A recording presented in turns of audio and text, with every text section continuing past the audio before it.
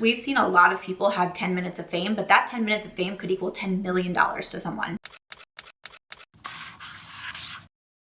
Welcome back, everyone. So today's video, we're going to be discussing rage bait. I got a comment recently that asked if I would do a commentary style video on rage baiting, and I said sure. I put it on my list, and I wasn't really sure what I was going to do with this topic. And then this man started appearing all over my social media platforms, all over my FYP, and it's also all anyone can talk about at this moment. This is Ashton Hall. If you have not seen one of his morning routine videos, maybe you don't have a phone. Or there are some of you that haven't seen it, but even when one of my best friends who doesn't have any social media is sending me articles about Ashton Hall and his morning routines, I was like, okay, everyone is seeing this. Bananas are selling out, Saratoga water is selling out. If you haven't seen the videos, you might be thinking, why are bananas and Saratoga water running out? Well, I think this is a good time to jump in some of these morning routine videos and see exactly how Ashton Hall starts his days.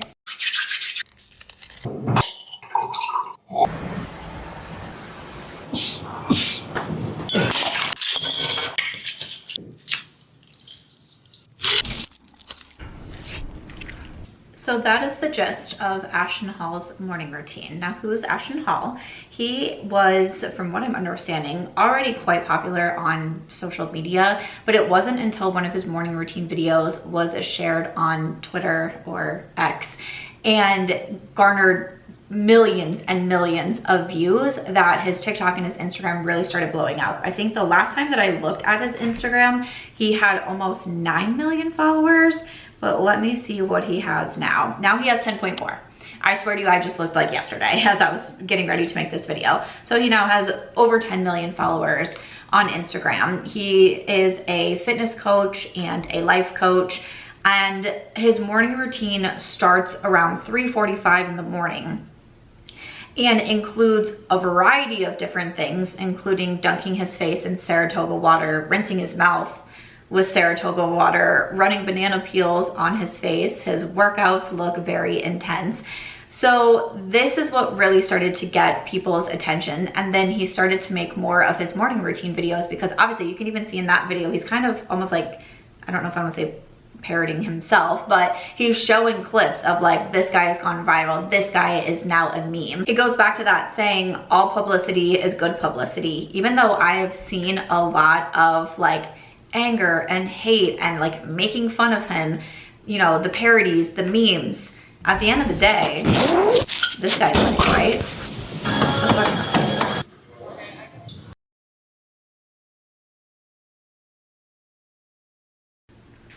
Okay, I just saved that video. I've never seen that one before. I'm so curious. We've talked about mouth taping in past videos, talking about like the morning shed routine, hygiene routines, sleeping with this mouth tape on. I've never seen anyone work out with mouth tape on. This one's got me confuzzled. So another thing that I'll say about these videos, and one reason why I think they also do well, is the editing is good. The edit, it's like kind of like a cinematic. There's a lot of ASMR in there, whether it be from breaking a bottle in every single video, which I'm not sure why that's happening, but taking the caps off of things, even something like zipping a shirt, anything like that, the shower turning on, the way that the clips are edited together, it's intriguing for our mind.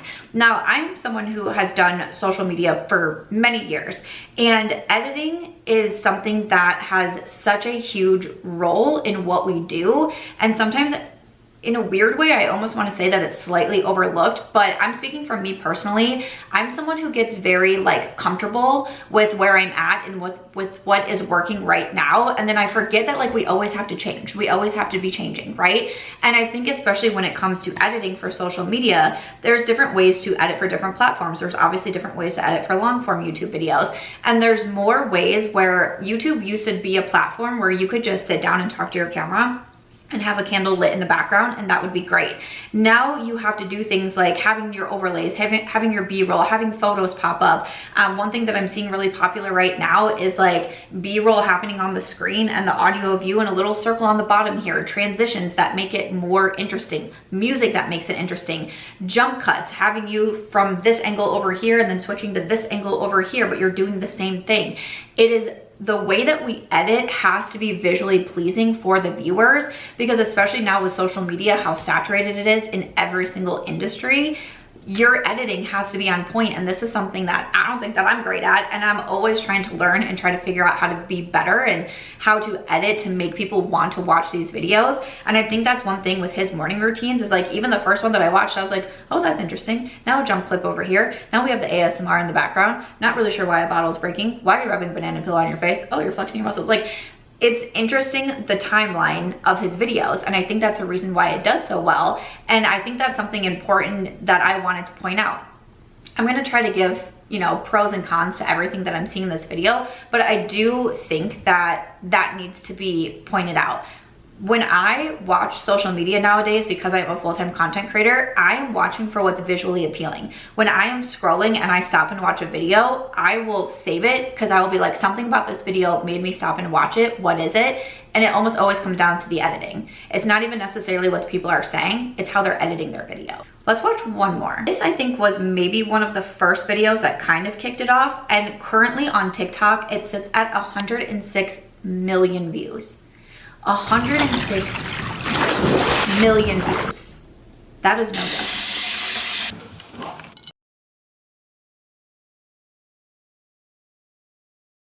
One thing that I want to point out about this video is that he says day 191 of the morning routine that changed my life. And that's one thing that I really wanted to point out, because I feel like a lot of people are making fun of him or dragging him and being like, this isn't a real morning routine, this isn't realistic. I mean, at one point in this video, when he starts to dive into the pool, it's 7:36 a.m. and then when he finishes his dive, it's 7:40 a.m. That to me is just funny. Is that a mistake? Was it on purpose? Was it to get people to talk? And this is where we get into the discussion of rage baiting. If you don't know what rage baiting is, according to this definition, it is a manipulative tactic used to intentionally provoke anger and outrage in online users with the goal of increasing engagement, traffic, and potentially revenue for the content creator. So to me, rage bait is kind of like the spawn of clickbait. So I remember years ago, you know, again, just starting on YouTube, I remember starting to understand what clickbait was. And my first experience with the clickbait, it sounds like so silly nowadays, but this was several years ago. There was, you know, a content creator who I really loved online and posted a Q&A, and it said like, we're quitting YouTube. And I was so devastated. I was like, what do you mean you're quitting YouTube? And I clicked on the video, and literally at like 13 minutes out of a 30-minute video, they got a question, you know, they're answering questions, and it said, like, would you ever quit YouTube? And they're like, would we quit YouTube? No, we never would. And then went about their day. But the title, the thumbnail, everything was like, we're quitting YouTube. Sad faces, crying faces. I was like, oh my gosh, I can't believe it. And that to me was when I started to understand, okay, this is what clickbait is. And again, as someone who is a content creator, there was a point in time where clickbait, that's what was getting views for people. That's what it was. It was getting people to click on your videos and watch your videos. And it also was sometimes causing rage amongst people of being like, wait a second, your thumbnail and your title made it seem like you hate this eyeshadow palette, but you actually do like this eyeshadow palette. Like, I clicked on this because I thought it was something different. But again, at the end of the day, it was increasing engagement and exposure and possibly revenue for creators. So people kept on with doing clickbaits. Again, I'm raising my hand here because at the end of the day, I felt like I was falling behind because I was trying to make my titles as clear as day. I really loved this eyeshadow palette, look, and like a happy thumbnail of me. People don't want to see that. People didn't really want to see that positive review, or you needed to be able to lure them in a different way. I couldn't just have my thumbnail being like, it had to be something more like mysterious. And I think that's where clickbaiting has gone to now, where it's almost trying to make your title and your thumbnail more mysterious. What is this video really about? You know, I clicked on a video the other day from one of my friends because I was like, I genuinely have no idea what your video is about. The title was just like a very, like, I don't want to say generic one because I thought it was genius. I mean, it got me to click because I was like, what is your video about? And like the thumbnail just had some products on it. I was like, I have no idea what this video could be, but I'm very curious about it. So that's why I clicked on it. So I feel like these days we've kind of moved away from maybe clickbaiting to trying to be like more mysterious. Like, what really is this video about? Like, the thumbnail maybe doesn't give too much away. So that's one thing that I've seen when it comes to long form YouTube videos. And again, who knows how long this will stick around. There'll probably be a new trend or a new way to engage people to click on your videos in the future. Now we've really had rage bait, and this has spawned a whole new generation of titles, of thumbnails, of content that is being produced. And for better or for worse, I think that it's going to be here to stay for a while longer. And when I really started to do a deep dive into why do I think that rage bait works, I came up with a few different thoughts. One of these, I posted a short form video about this a while ago, but I was also talking to a friend about this recently, and we were talking about just reviews online. And I want to ask you, when is the last time you left a positive review for an experience that you had versus when is the last time you left a review for a negative experience that you've had? And for me, especially being a small business owner, I run my own brand by SamanthaMarch.com, and I'm also an author, so I get reviews online. And also being a creator, you're essentially getting reviews in real time. When we post our videos and the comments starts coming in, those are essentially reviews for our videos, you know? I mean, it is, I will have people say, your lighting sucks in this video, your audio sucks in this video, you don't look pretty in this video, I don't like the way you talk, your fingers are too long. That's a real comment that I've gotten. And a lot of times to me, it seems as though people nowadays tend to feel more invigorated. I don't know if that's the right word I'm trying to use, but they tend to feel more passionate about talking about when they've had a bad experience, when they've been wronged, when something hasn't gone well for them.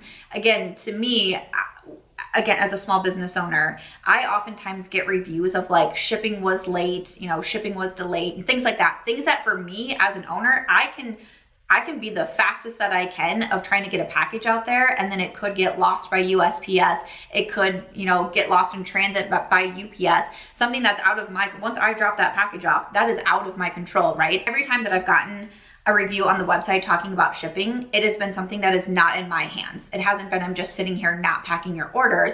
It's been, I've dropped it off where it needs to go, and now who knows where it's going. And thinking about the critiqued reviews that come in, again, having this conversation with my friend who also works in customer service, and she says, yes, we get bad reviews when a customer has a bad experience with our website, with our business, and then someone will go out of their way, myself or another coworker will go out of their way trying to fix it, trying to make it right, but then they don't change their review.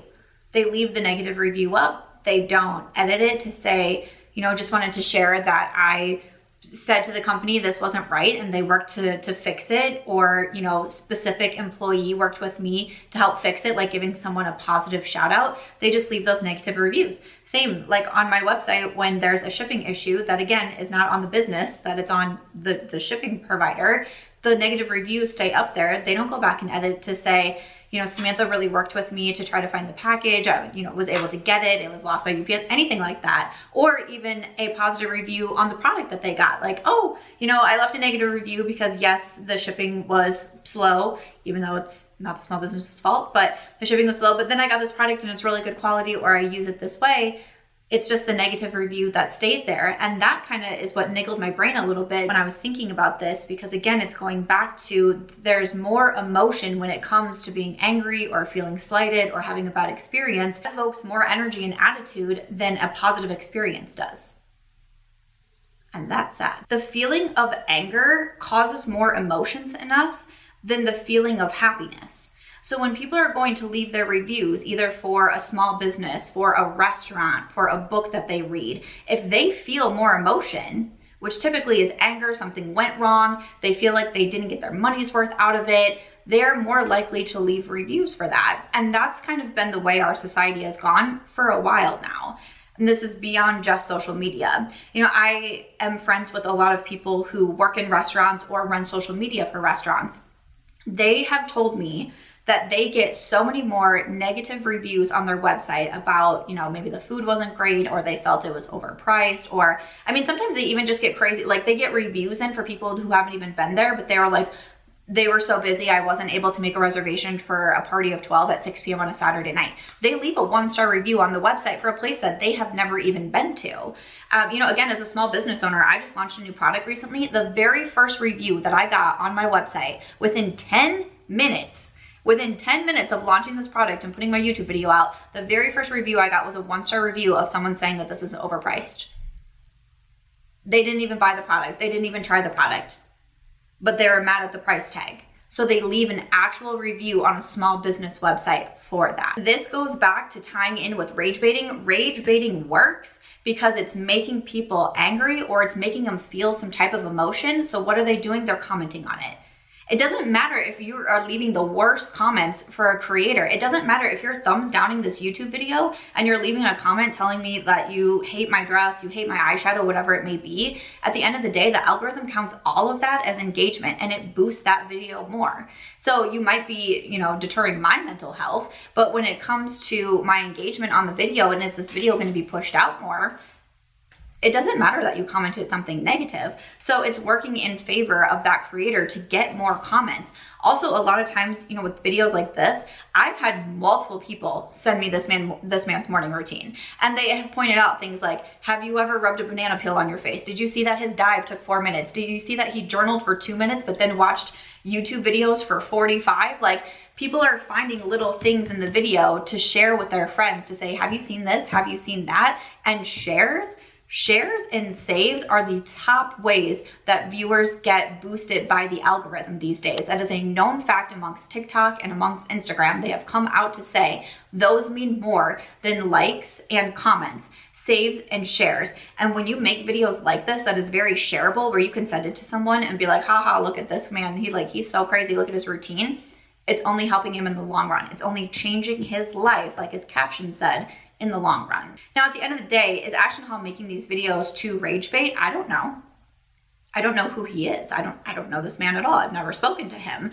But is he rage baiting or is he being incredibly smart by the content that he makes? Even doing something like putting in that 4-minute timestamp of diving into a pool, was that a mistake that he knew that he made? Was it just like, oh my gosh, I'm so tired of putting these timestamps in the video. I know that this one was wrong, but I don't care. I've been editing this video for 4 hours. I just want to move on with my life. Maybe. You know, I remember years ago being in a group chat with content creators, and someone said, one tip that I want to give you to increase your engagement is to misspell or misspeak something purposely in your video, because people will comment on that.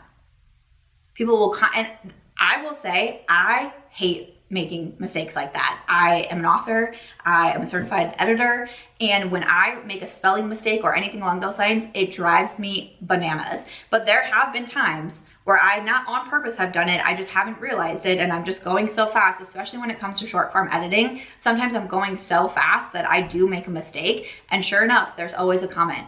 You spelled this wrong. It should be your R-E, not your, like something along those lines. But at the end of the day, it works. Making mistakes in videos works because you're making people feel emotions that they want to then be able to emote onto you.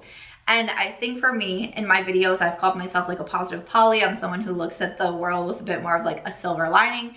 It makes me really sad to see that this is something that I think that will continue to be ongoing. And it makes me sad because I think at the end of the day, when people see a video that makes them happy or makes them feel good, they often internalize it like, yeah, okay, great, that made me feel good, and then they move on with their day, versus, you know, stopping to like a video, stopping to leave a comment, stopping to share it with someone like, oh, this really nice video made me think of you. But when they see something that makes them mad, that makes them angry, that makes them think that's not right, that's what they're more inclined to share. And of course, I'm not speaking on everybody about this, and quite honestly, I feel like with my YouTube community especially, I think we have a group of a lot of positive Pollys over here, okay? So I love that about us.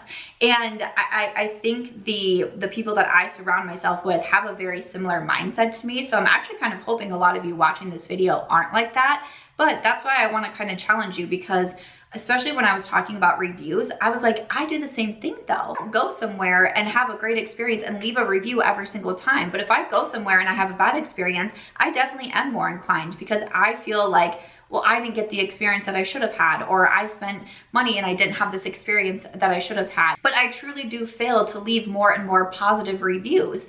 And that is something that I had to sit with myself for a while and be like, this is something that you can do better at. So every single month, I try to create ins and outs with my friends for the month. And so we have the ins, the things that we want to focus on. We have the outs, the things that we want to you know, get rid of. And for me, the month of April is coming up, so I've been thinking about my ins and outs. One of my ins is leaving more positive reviews, especially when it comes to small businesses. But we have seen rage baiting in, you know, we've seen it in the beauty space, we've seen it in the fitness space, the lifestyle space, the food space.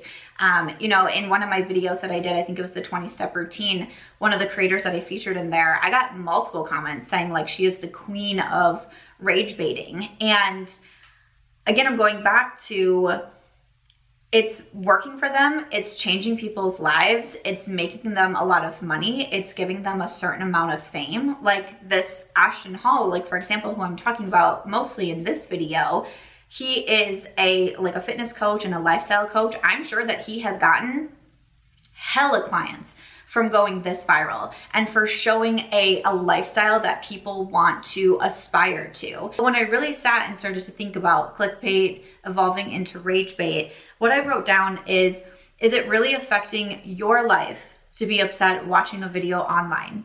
The creators are having their lives completely changed because they are doing a good job evoking emotion in you. When I was thinking about everything, that was the kind of my thoughts that I wrote down. Because in the grand scheme of things, you watch a video online, it makes you feel angry, you take 2 seconds to leave an angry comment, and then you move on with your day. But because you took 2 seconds, and then the next person took 2 seconds, and the next person took 2 seconds, that person now has over 100 million views on their videos. Their lives have completely changed. They are getting more money, they are getting brand deals, they are getting notoriety. And even if they only have 10 minutes of fame, because we've seen a lot with the viral moments that we've had over the last several years, we've seen a lot of people have 10 minutes of fame, but that 10 minutes of fame could equal $10 million to someone. And you cannot tell me that you would sniff at $10 million if you were able to figure out a way to make a video, to make content, to evoke emotion in someone, and it's going to change your life completely. To even if you only have a few minutes of fame, that you wouldn't do it. That is all that I wanted to talk about on this episode of rage baiting and how I feel it really works in favor of creators. Honestly, I didn't even really touch on the brands. Like Saratoga water has literally been selling out in places. Places are selling out of bananas because of the influence, because 100 million people have viewed one of Ashton Hall's videos. Brands are directly, and businesses are directly benefiting from that as well. And I think it's also made brands work with influencers in a different way because virality is the most popular thing right now. I definitely want to do another video on the rise of virality and how it seems like today being able to go viral means more than creating a community. Back when social media started, when I started social media, the whole point of it was to cultivate a community. And nowadays, really the mindset is how can you go viral? I'm talking all of my videos about when you watch something that's extremely entertaining or extremely viral online, you do have to remember there is a difference between entertainment and education. Should you just follow this man's morning routine just because it's what he does and he has the body you want, the house that you want, the car that you want? Or how can you take something away from his routine? Take one thing away that he does. Maybe it's literally just exercise every day. It doesn't have to be doing push-ups on your balcony at 4 o'clock in the morning, but he clearly works out every day. Maybe that's something that you can then figure out how to incorporate into your routine. So I think too, with the rise of influencers, the rise of virality, the rise of using social media as entertainment, we do have to have discipline in ourselves as the viewers of, I'm not just gonna go out and start rubbing a banana peel on my face because I've seen him do it a few times. Could I look into it? Sure, and be like, oh, okay, maybe there is some sort of research backed here that makes sense to do, but I can't just blindly follow anything that I see online. And that's something that I just always want to say in my videos is you have your own free will to watch whatever you do want to consume and then decide what you want to do with it after that. So I'm not going to go around having my friends throw glass water bottles at me so I can continually break them. That is not something I'm incorporating into my daily routine, but I would love to know, are you taking away anything from his morning routine? What do you think about rage baiting? I hope you enjoyed this one. See you in the next one.